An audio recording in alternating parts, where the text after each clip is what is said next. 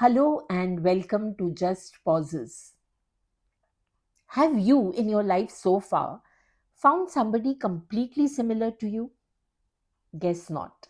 Even if some traits match or some context does, we are all different from one another as far as our attributes, characteristics, and realities are concerned, isn't it? However, what sets us apart the most?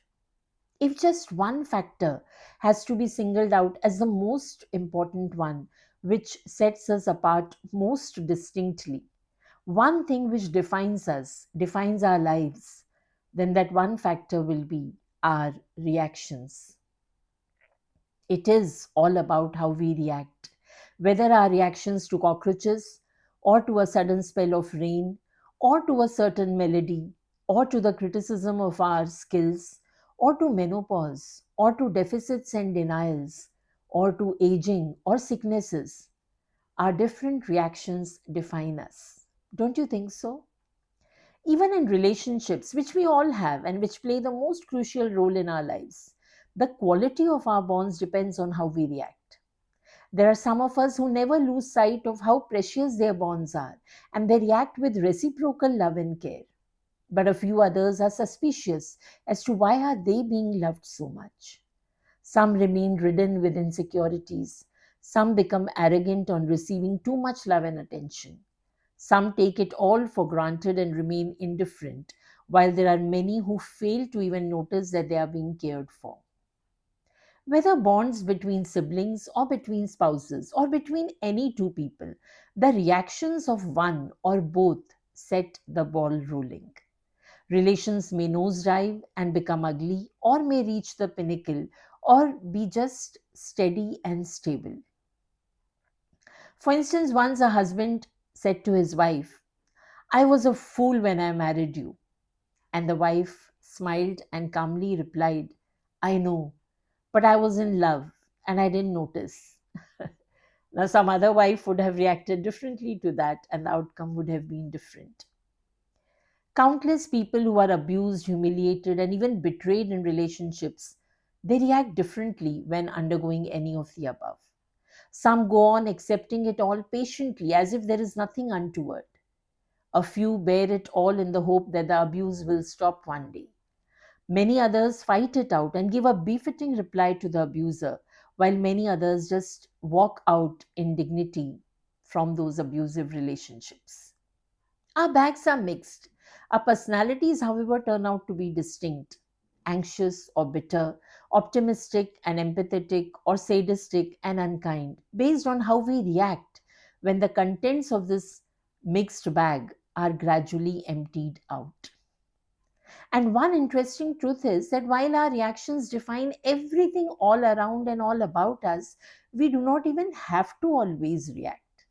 Instead of reacting, just take a pause, take an overview of the situation, and just respond sensibly. I know it is easier said than done, but with regular practice, it is not impossible.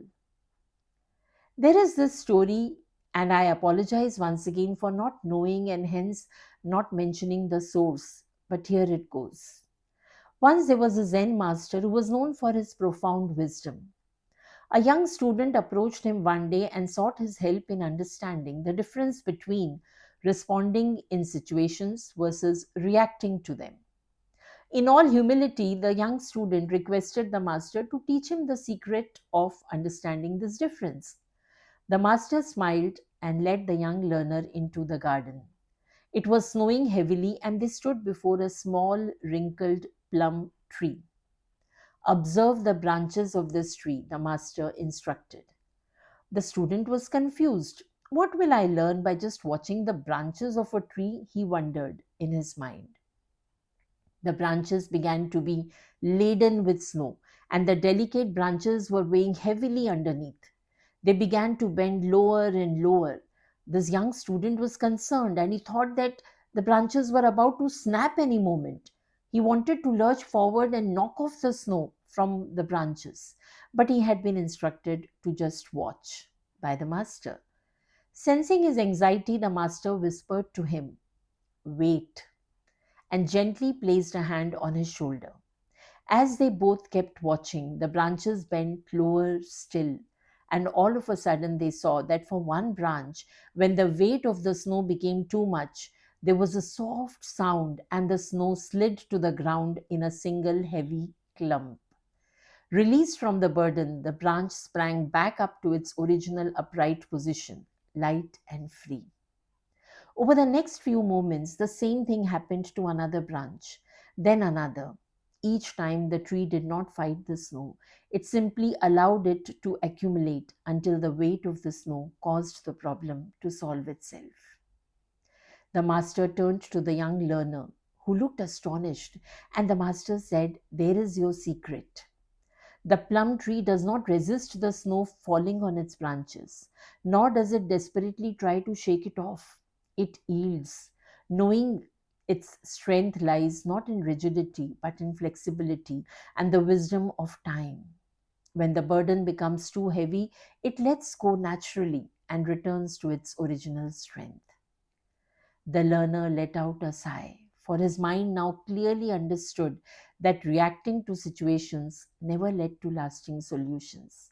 One must allow circumstances to take their natural course, take a pause, and prepare a response if needed, or allow a given problem to resolve itself.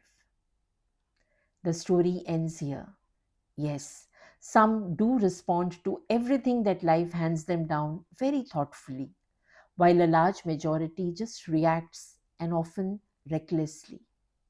Which kind are you? Take a pause and think it over. Thank you.